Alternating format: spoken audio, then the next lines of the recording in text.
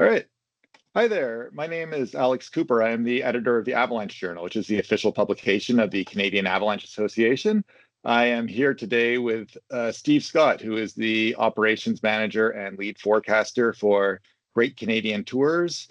And we're going to talk about what goes into managing a snowmobile guiding operation. It's a topic that I think is of interest to me and hopefully of interest to the readers because, well, with the development of the Canadian Motorized Backcountry Guides Association, I think that's a huge step forward for the industry. And I also think most people in the CAA probably aren't that familiar with the snowmobile guiding world. I might be wrong there, but that's kind of knowing how many people work in heli ski ops. It's just I thought this would be an interesting topic to cover. So got Steve with me. Yeah, Steve's been a guide for 15 plus years, maybe longer.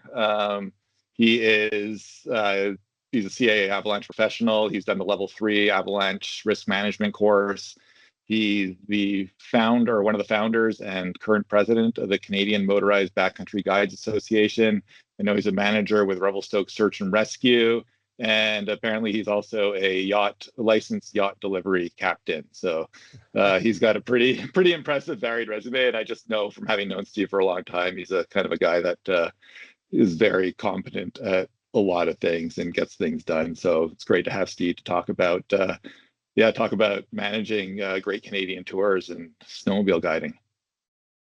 Does that sound right, Steve? Did I mess anything up or anything you want to add about your bio? A great little bio. Thanks, Alex. Yeah.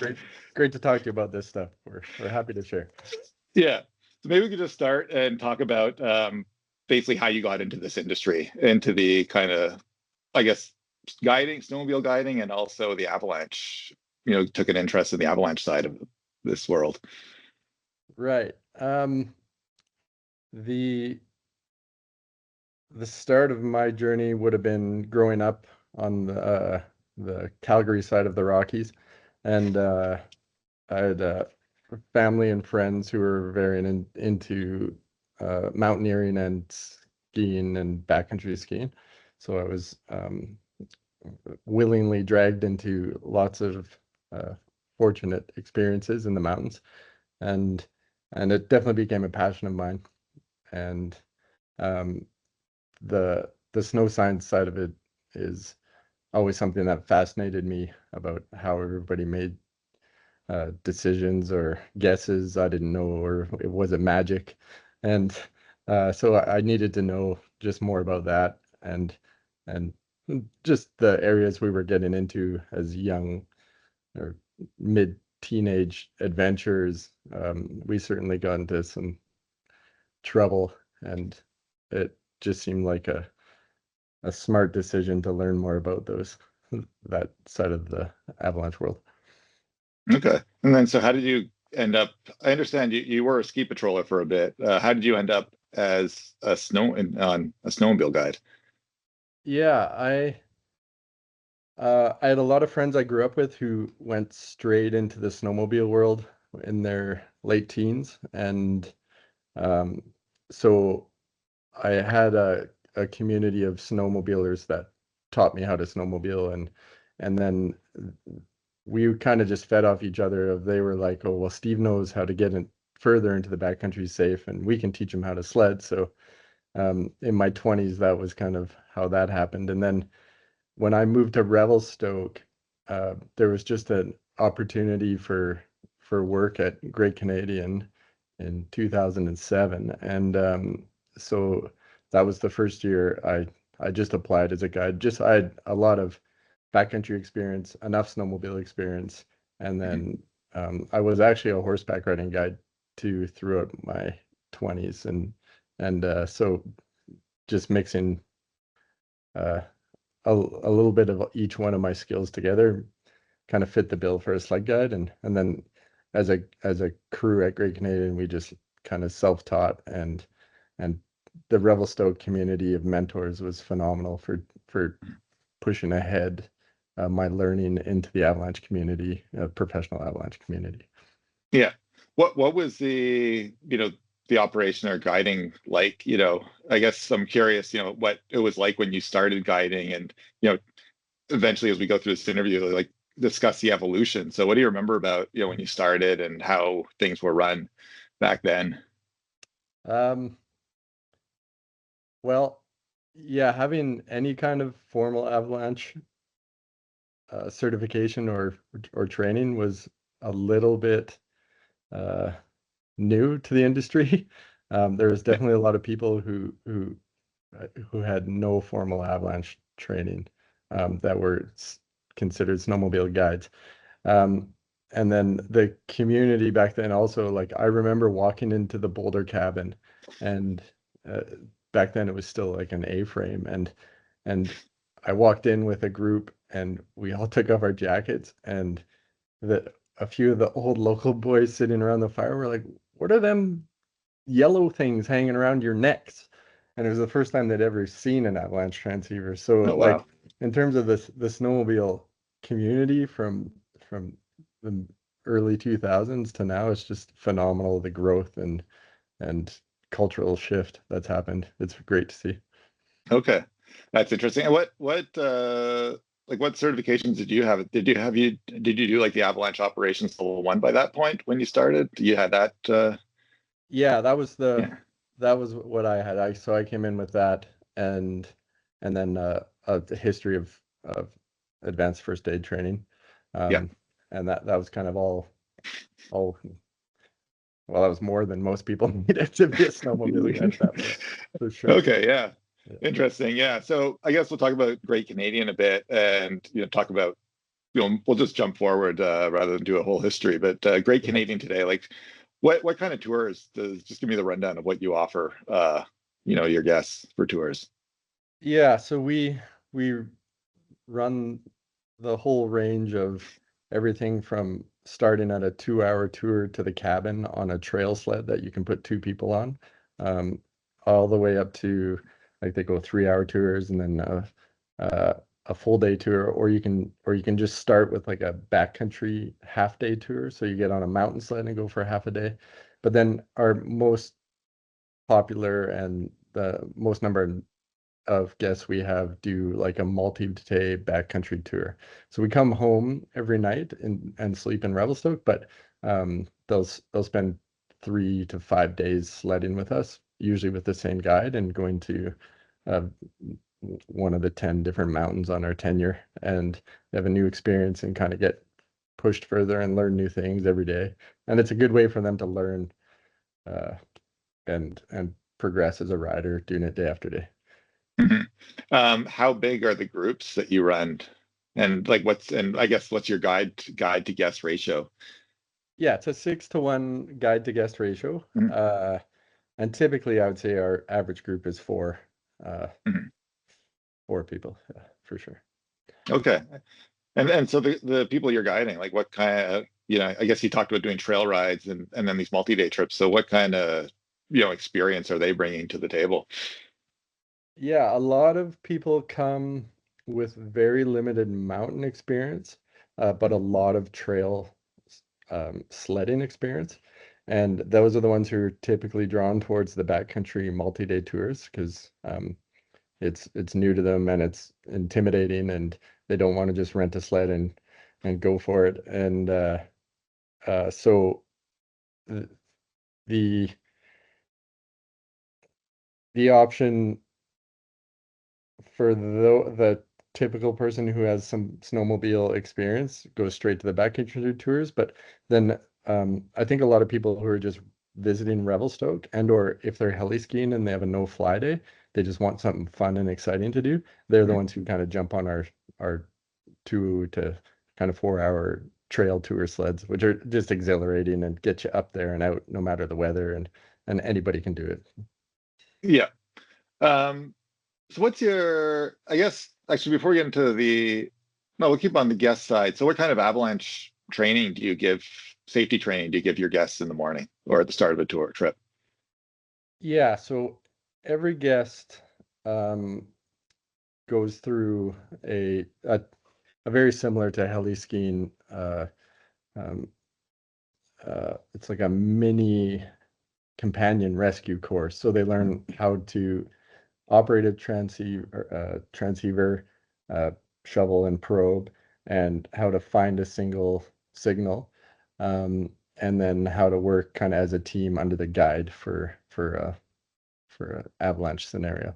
So it's similar to the skiing industry, but because snowmobile guides are frequently by themselves, we really push heavily on them being able to do a single signal transceiver search with probe and a shovel recovery of the guide in that scenario, just to look after ourselves. Yeah. I guess that sounds like it might be something like a small group heli ski environment where it's like one guide and 4 guests, and you need guests you can trust to do the job if something happens, if the worst Exactly. happens. Yeah, it's Yeah. the exact same model for sure. Yeah. Okay, great. And so that even goes for the guests just going up on for a trail ride. They'll get that same training. Not necessarily. Like the very short tours, they're they just go to the cabin and back and maybe cross under one very minimal slide path. So on this short tour trail tours, they wear a transceiver, but they don't even wear a backpack. It's Okay. Yeah. Okay. Yeah. So what's the morning like at Great Canadian Tours? Like, how do ski operations have their morning meetings? I imagine, I assume you have the same, but maybe just talk about like what your process is like in the morning in terms of, guides meeting, forecasting, avalanche forecasting, and then, do you do things like terrain selection or run lists or something like that? Yeah. Yeah, it's a good question. It's definitely similar to the mechanized guiding operations that I've shadowed and been mentored under. But typically, like, we start a little bit later just because on sleds we can sled into the night. So we start our guides meeting, or forecasters start at 7 a.m., which is advantageous because a lot of the InfoX submissions are already done. So we're the last to get to read them all.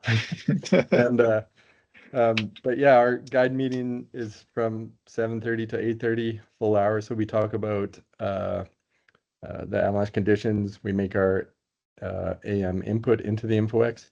And then after that, I guess the difference is for sled guiding is we talk about the different group abilities and the different mountains that would be suitable to the groups, and then the route to get there. So there's 3 different mountains we can sled to right from our base, but we have 7 different mountains that sometimes we'll travel to. So the traveling is a whole nother part because we travel on FSRs with a truck and trailer, and then we'll sled on FSRs. So there's different avalanche paths. There's possible control issues through some of the forestry companies that do control. And then there's the issue of getting back at the end of the day if one of those said avalanche paths would to have covered the road. So there's a little bit more logistics that way.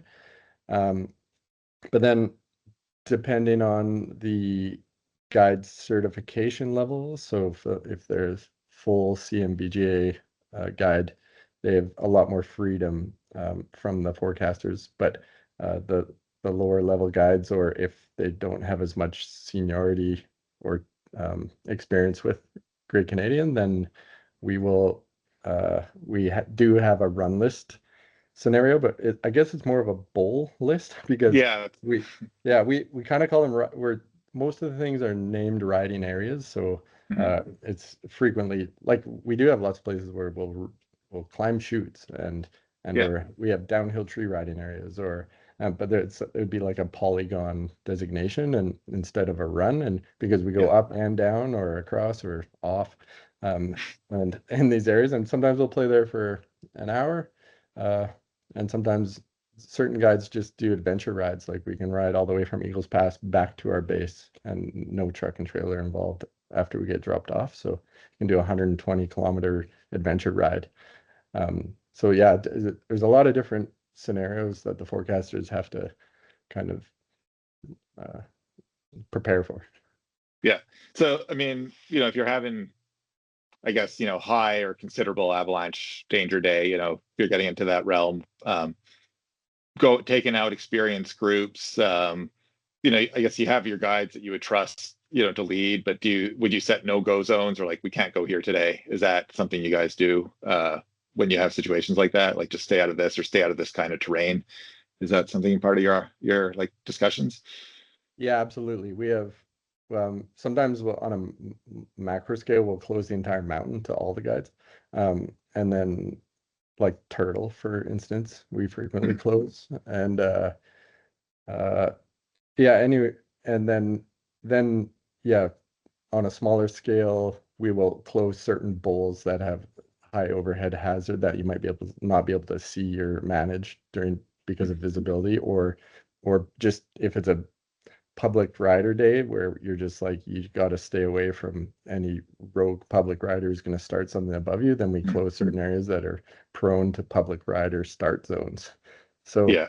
certainly, yeah, and then yeah, when those are closed, no matter what the level of experience of the guide, they're just not allowed to go in there.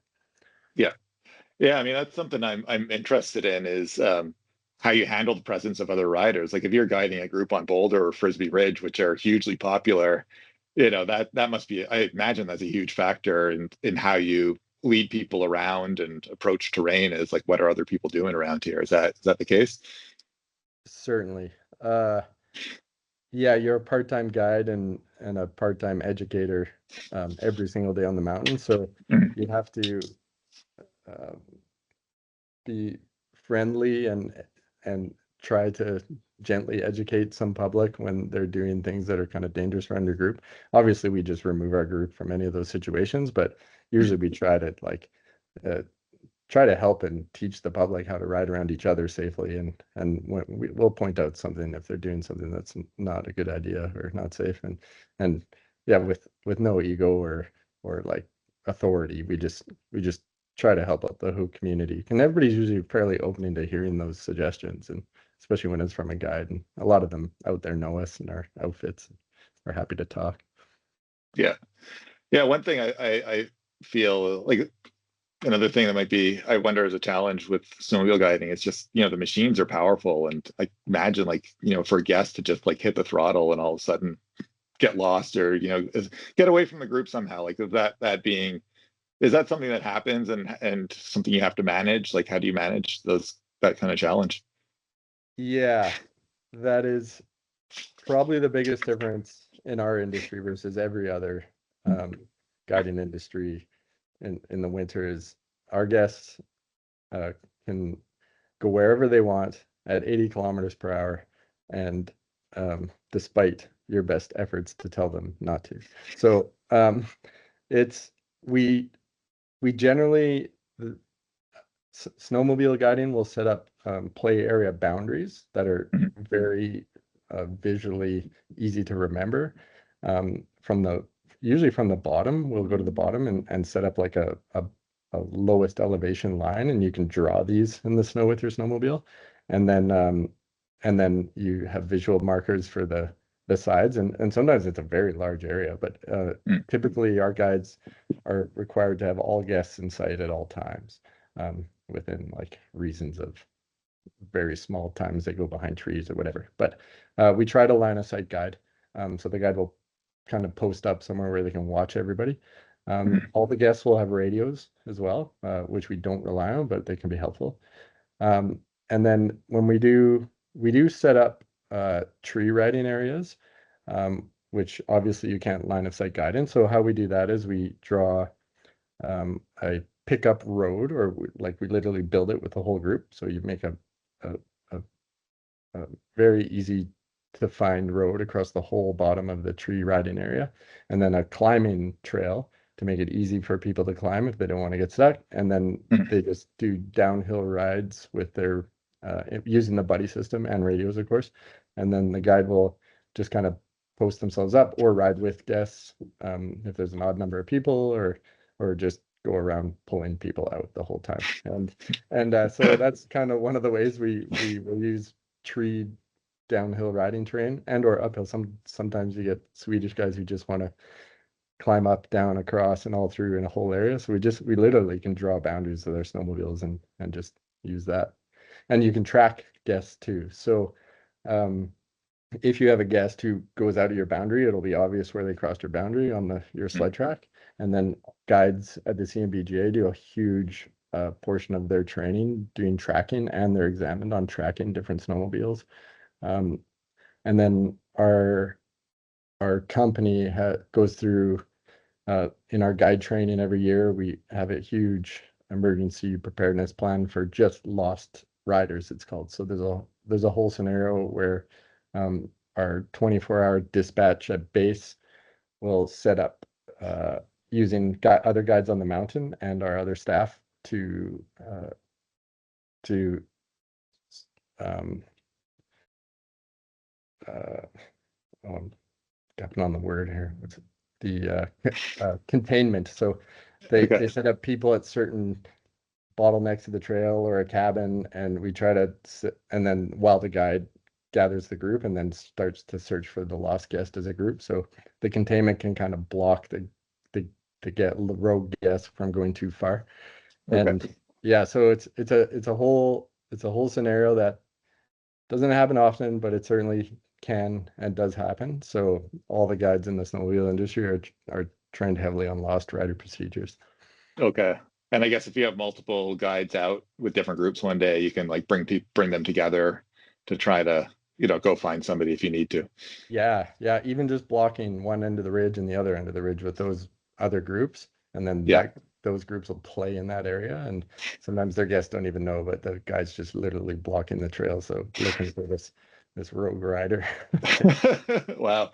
Yeah, one thing I'm curious, and this occurred in my head, is your risk tolerance, especially for avalanches. Snowmobiles, they got more power than if you trigger a slide, it's a bit easier to ride. You can ride out of one on a snowmobile, whereas where it might not be possible on skis. Does that factor into your decision making or your risk management when you're out?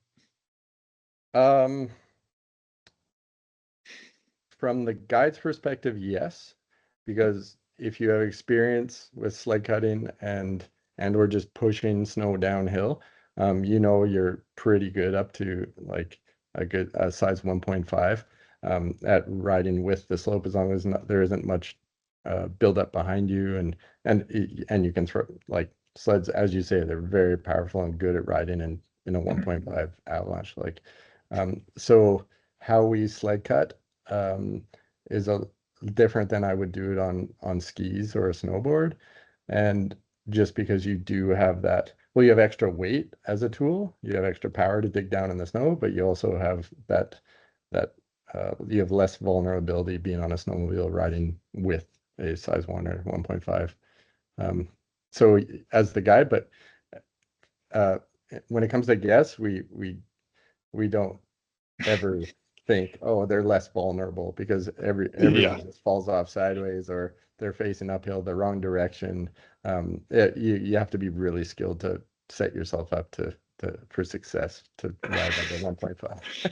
Yeah, no, that sounds completely fair. I have another. You talk about. You talked a little bit about some like the mitigation techniques you can use on a sled, with slope cutting and whatnot. And I remember once I heard you talk about like doing cornice control with a snowmobile or something. I'm trying to remember what it was, but I forget and where it was.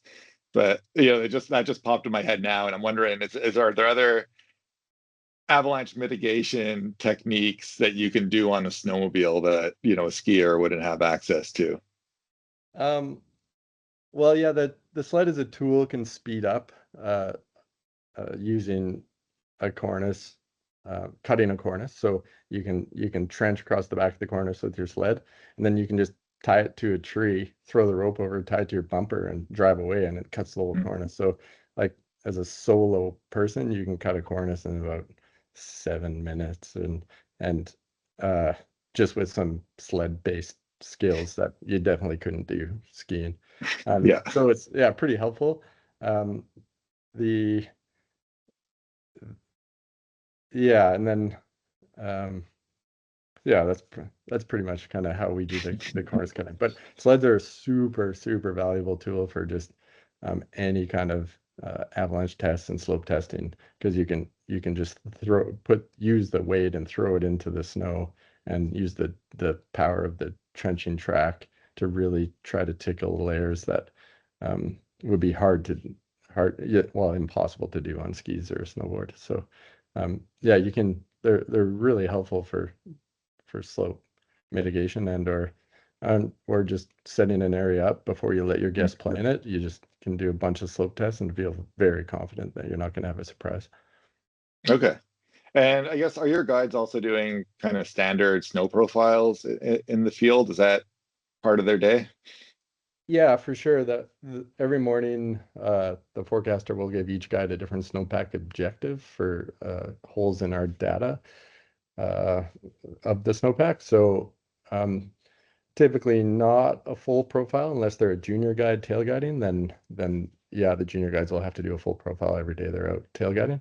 But as a lead guide, when you have your own group, we try to make it something they can kind of show their group or do within like 20 minutes. So targeted specific layer investigation is usually what we send our backcountry guides out with every morning. Yeah. Okay.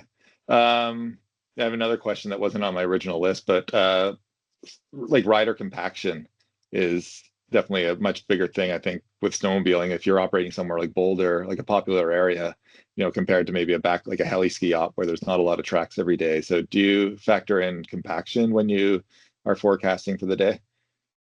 Yeah, for sure. Like right now, there's places on Boulder that are closed that will never be closed for the rest of the year because they just haven't seen the compaction yet. And there's the places that get enough compaction that in 20 years I've never seen them slide. But I saw one of them slid yesterday. So there's compaction is a huge thing moving into the season, but also as a tool, we will frequently send guides out with a big group and we will purposely compact something. So we'll line the whole group up across the top of a hill climb and kind of one at a time go down and literally groom the whole hill when we know there's surface ore on it. And we'll get rid of that surface ore using a group. And then when we know a dump's coming in, and then that hill's still open to play on throughout the storm cycle. So there are certain areas that we kind of maintain with regular group compaction on our own and modify the snowpack so we can play on it all year. Can you do that for like a deep persistent layer, like a basal facet layer, or is that too shallow, if you get something like that? Yeah, not that deep. It's kind of a thing that you got to proactively monitor. So it's usually like faceting on crusts we can or obviously surface ore we can destroy really quickly on a snowmobile. So that's our biggest problem that we usually go after with a group, and we'll tell the group this is what we're trying to do, and they love it. They're just like, oh yeah, I'll track the heck out of this slope for you, and it's like it's perfect. Yeah, nice.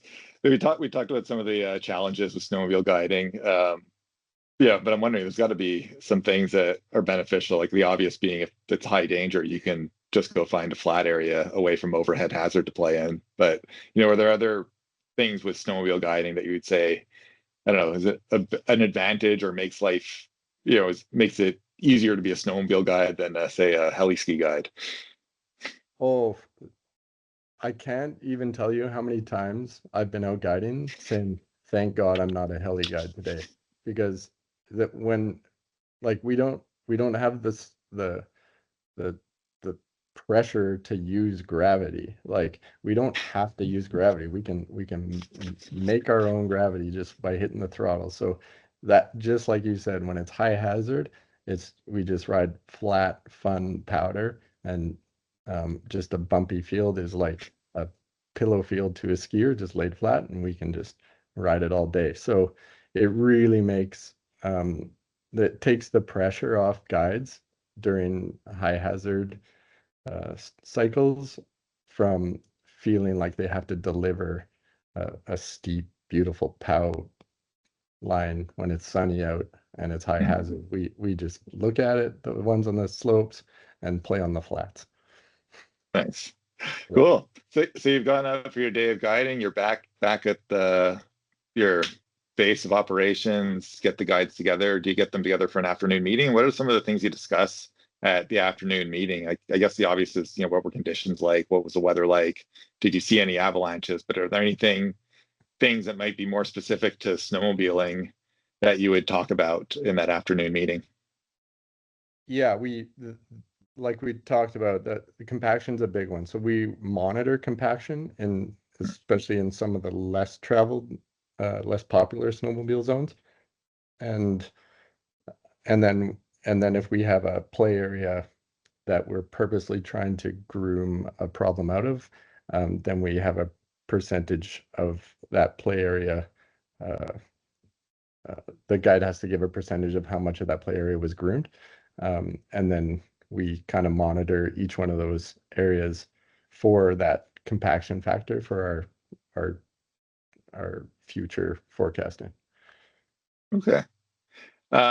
Before I move on to like I guess kind of my last question, just anything else you want to say about, the day to day of snowmobile guiding that we didn't cover here? Um, yeah, I don't like I'd say the only other difference is we're kind of one of the only industries that actually purposely rides at night. So Mhm. there's a lot of like as a guide, there's a whole different mindset you have to have when you're guiding people in the backcountry at night on purpose. Mhm. So decision making, um, like risk tolerance, all of that obviously goes down because you have less access to rescue.